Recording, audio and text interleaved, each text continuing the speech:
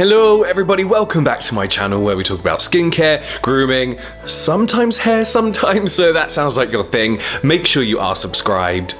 I just want to say hi and thank you. I've had a sudden influx of subscribers from America and just subscribers recently, and everyone's been really nice and I really appreciate it. So thanks for joining me, but also come and join me over on Instagram where I post product reviews, skincare routines, generally stuff you're not going to see here on YouTube. So it was my birthday the other day, last Wednesday, 12th of March. I was 30 years old. I am now 30 years old.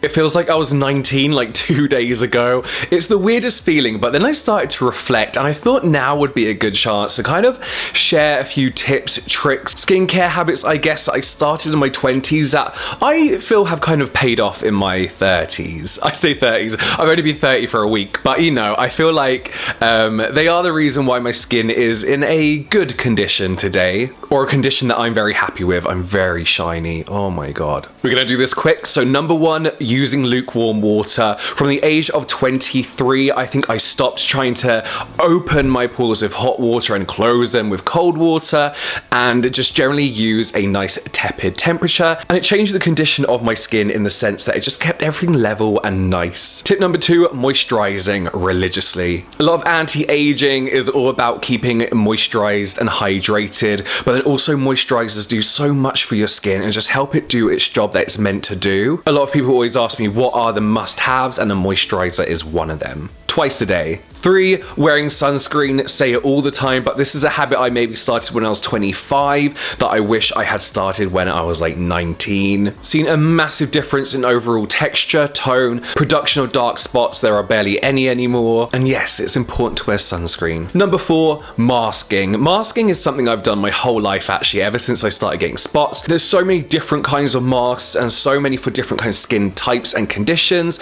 that you really should get into it, whether it's because you have like clogged and congested pores, or you have a dry skin that needs hydrating. There really is a mask out there for everyone, and it's something you should do 3 times a week. Number 5 is to be consistent with your routine. I know it can get tedious, very, very tedious, but if you can wake up, do a basic routine, then to put a little bit more into it in the evening, you're going to see results. And it's one of these things when people are always like, that's too many steps, you're putting too much on your skin, I don't have time to do that. You don't have to do every single step, but let's think about it like this. If you want to become healthy, you eat healthy, you maybe run or you walk. And in general, you're going to be standardly quite healthy. But if you want to take your fitness to that next level, you go to the gym, you work out, you go to the gym maybe 5-6 times a week, you use weights, you use machines, you do classes to take your fitness to that next step. And that's what I see skincare as, is yeah, you can do your basics and you're going to be absolutely fine. But some people just like to take it to that next level. And yeah, that might not work for everyone, but for me,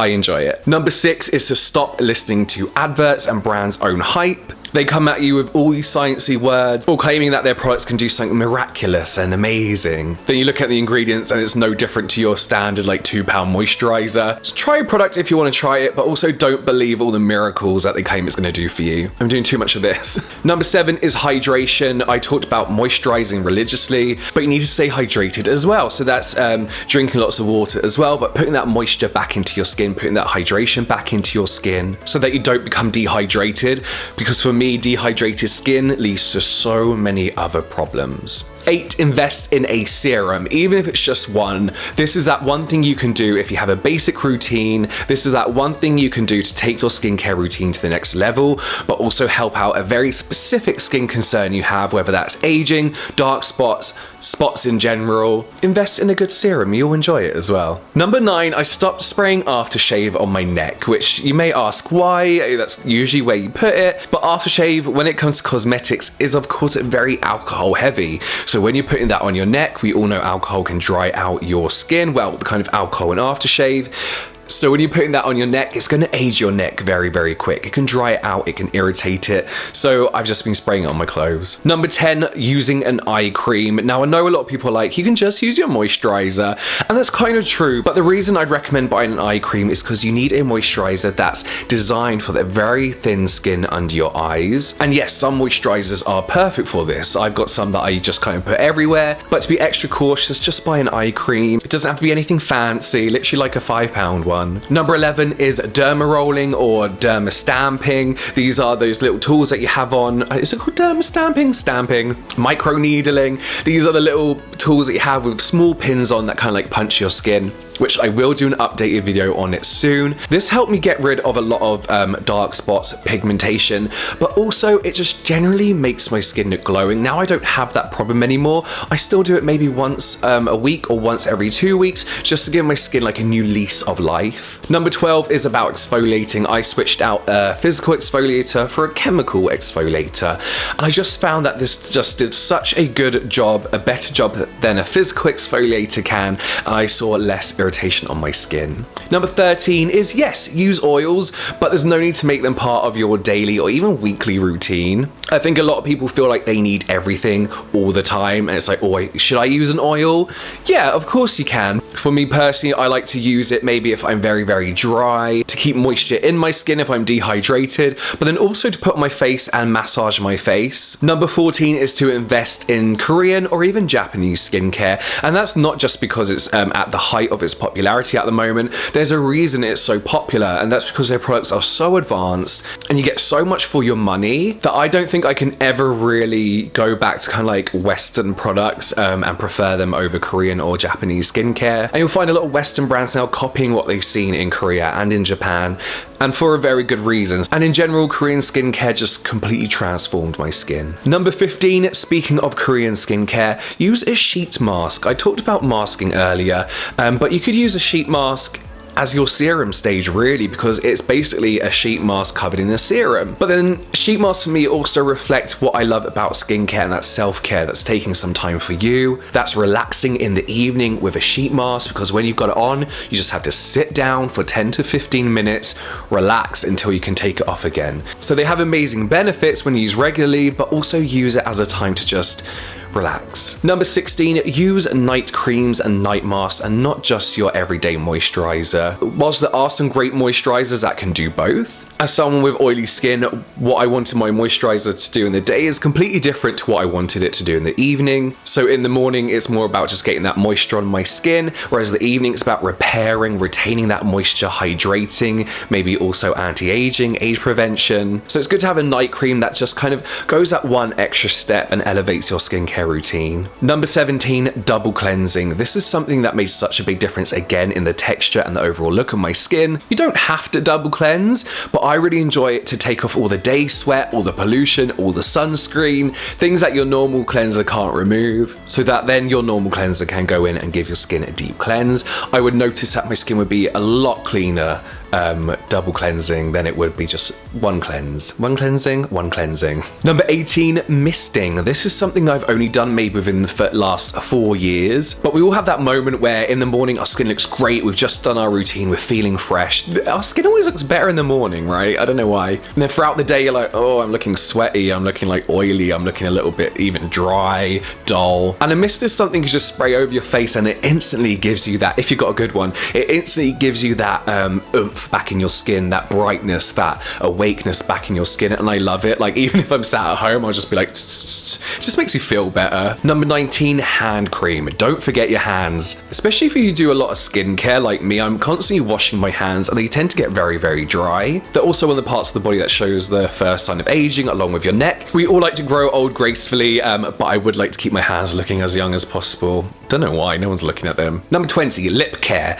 Don't forget your lips. What I've started to do within the last maybe 2 years, everything I do on my face, I'm just going over my lips, apart from exfoliators. So essence, serum, moisturizer, sunscreen. You can actually get lip balms that have an SPF in that I've been using a lot recently. And of course, night masks for your lip as well. They're part of your face, it's still skin. Number 21, patting instead of rubbing. I've talked about this before, but when I used to rub my skin, not that I do it hard, but I'd always get like a little bit red and a little bit irritated. There is the general idea from dermatologists that pushing up your skin can cause wrinkles, like you're actually pushing wrinkles into your skin, but patting just kind of helps with absorption. It's very gentle on the skin, and I feel like it just kind of like feels nice as well and gets all the blood going around your face and circulation. Number 22, don't listen to reviews, and I know it's something I do all the time, and you'll see from the comments section. When I love a product, people would hate it. When I hate a product, people would swear by it. So whilst reviews are a good kind of guide to what to not really waste your money on, or something that might be worth trying, everything is worth a try. If you think it's going to work for you, if it sounds like something that might help your skin, give it a go. So don't ever be put off by a product just because someone online doesn't like it. Number 23, keeping it in line with that, is ask your friends about what they use as well. As trustworthy as I believe I am, it's nice to get a review from someone you've known for a long time, who's been using a product for a long time, who knows you and your skin, and might very well know if that product's going to work for you or not. Some of the best products that I have, again, is products I had to use while I was staying at friends' houses. But yeah, obviously your best friends are very trustworthy. Not saying that I'm not, or other YouTubers aren't, but they'll have a really good idea of what might work for you. There's also so many like gurus and specialists on the internet and dermatologists on the internet, and it can get very, very confusing. And there's so many new ingredients and so many things to wrap your head around. It's good just to ask your friend, like, does this shit work or not? Number 24, I touched on it earlier, but a facial massage. These have been done in Asia for the longest time, and they really do make such a big difference. Not only are they relaxing, but they're great at getting rid of like excess water, built up tension. They can be very slimming on your face as well. You can't really like unwind in your face, you know, like you can't really have a good kind of like stretch. So it's nice to just massage your face with like a ceramic tool, whilst also potentially giving you that nice V-line face as well. I'm not saying I have one, I'm just showing. Number 25, the hardest one, don't pick, don't touch, and do not rub the skin. And by rub, I mean just sitting there doing that, because I do that all the time and I don't know why. I challenged myself maybe 3 years ago to go like a whole month without touching my skin.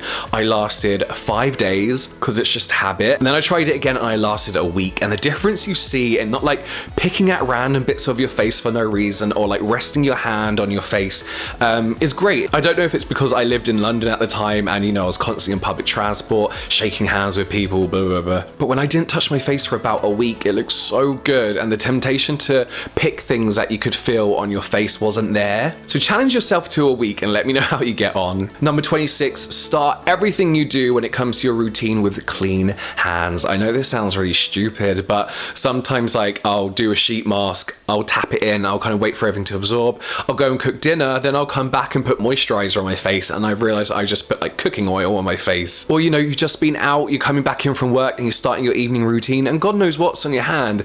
So it's just a little change you can do that really does make a big difference. On the same kind of line, number 27, use a clean towel or no towel at all. Again, it's something you'll notice the difference in when you don't use a towel that's been hanging around in your bathroom for the longest time. It's the idea of a buildup of bacteria in all those little bits in your nice towel, then going on your skin. What I like to do, straight out the shower with a wet face, spray a toner on my face and then pat dry. And it dries quicker than you think. Number 28, as you get older, an essence will become your best friend. A very traditional essence, the idea behind it is almost anti-aging product, targeting fine lines, dark spots, liver spots, skin tone in general, but they usually have all that fermented ingredients in. That is good just to keep your skin looking plump, usually hydrating as well, helping with the elastin, just keeping you looking in your 20s forever.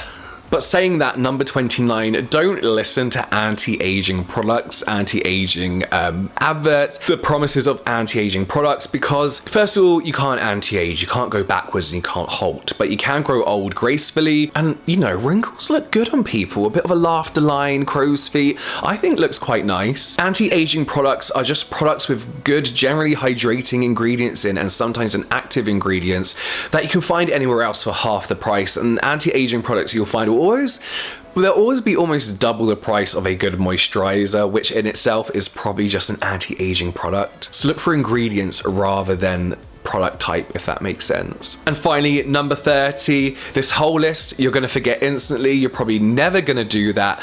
Don't stress about it, but just try and do what you can. I know I've just shared 29 to 30 tips, but skincare nowadays can be so confusing, especially a lot of confusion with what's good for you, what's not good for you, what you should use on your skin, what you shouldn't use on your skin, what's actually ripping off your skin, and so many varying opinions, even from professionals in the industry. It can be very confusing, and it's sucking all the fun out of skincare. So just enjoy skincare. Don't think too much about it. If you want to buy a product because the packaging is nice, do it. I do it all the time. It's a bonus if the product's good. Just enjoy it. Promise me you'll enjoy it. And use your skincare as self-care and self-love as well. That's the true message of skincare.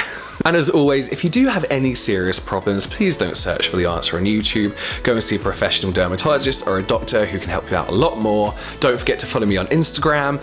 But that's it for me now, guys. I will see you next time.